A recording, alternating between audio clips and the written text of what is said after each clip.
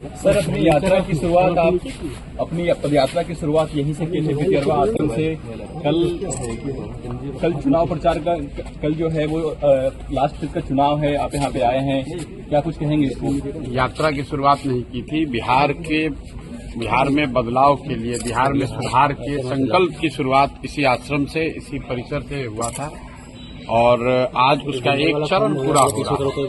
करीब 3 वर्ष उस बात को हो गए और 3 वर्ष में जो कुछ भी हो सका है, प्रयास किया है कि ईमानदारी से, शुद्धता से, जिस ईमानदारी और शुद्धता की बात करके इस आश्रम से इस अभियान की शुरुआत की गई थी, उस ईमानदारी और शुद्धता को बनाए रखने का पूरा प्रयास किया है और यकीन है कि बिहार की जनता इस बात को देखेगी, समझेगी और आने वाले समय में अपने बच्चों के लिए, अपने इस राज्य के लिए, अपने समाज के लिए जाति, धर्म, पैसे के लालच से ऊपर उठकर लोग अपने बच्चों के बेहतरी के लिए, उनके भविष्य के लिए, अच्छा समाज का निर्माण के लिए लोग उस तरीके से वोट देंगे।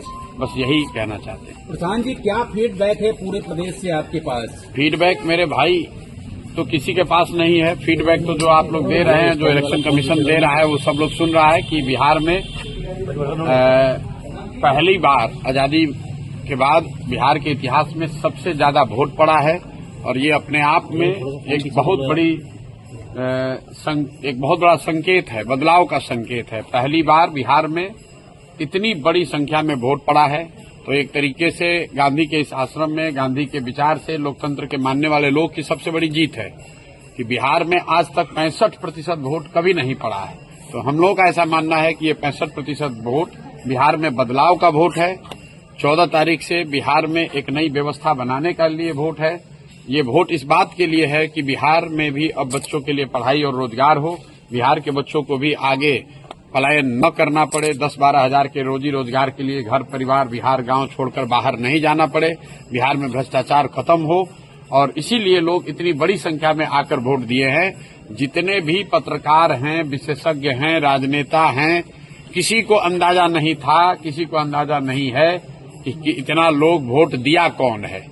और जो लोग ये दावा कर रहे हैं कि वोट किसको पड़ा है, उसको जब ये ही नहीं पता है कि वोट पड़ा कितना है, उस दिन 3 बजे तक, 4 बजे तक, जब तक इलेक्शन कमीशन ने डेटा नहीं जारी किया है, चुनाव के प्रतिशत के आंकड़े जारी नहीं किए, तब तक लोगों को ये भी नहीं पता था कि वोट कितना पड़ रहा है। लेकिन लोग टीवी पर, यूट्यूब पर आकर बड़े बड़े बयान दे रहे हैं कि वोट किसको पड़ रहा है। भाई, जब तुम्हें यही नहीं पता है कि कितने लोग वोट दे रहे हैं, तो ये कैसे पता चल रहा है कि वो व्यक्ति किसको वोट दे रहा है? इसलिए ये लोकतंत्र का पर्व है चुनाव। 14 तारीख को परिणाम आने दीजिए, आपको दिखेगा बिहार में देश का राजनीतिक इतिहास लिखा जाता हुआ दिखेगा। जिस तरीके से चंपारण के इसी धरती से गांधी जी ने स्वतंत्रता की लड़ाई में एक नया इतिहास रचा था, एक नया सूत्र दिया था, एक नया हथियार दिया था, उसी तरीके से हम लोग का विश्वास है कि गांधी के भितिहरवा आश्रम से जो जन स्वराज का अभियान शुरू हुआ है, वो न सिर्फ बिहार में बल्कि बिहार के बाहर भी 14 तारीख को जब परिणाम आएंगे तो लोग एक इतिहास, नया इतिहास रचा जाता हुआ देखेंगे।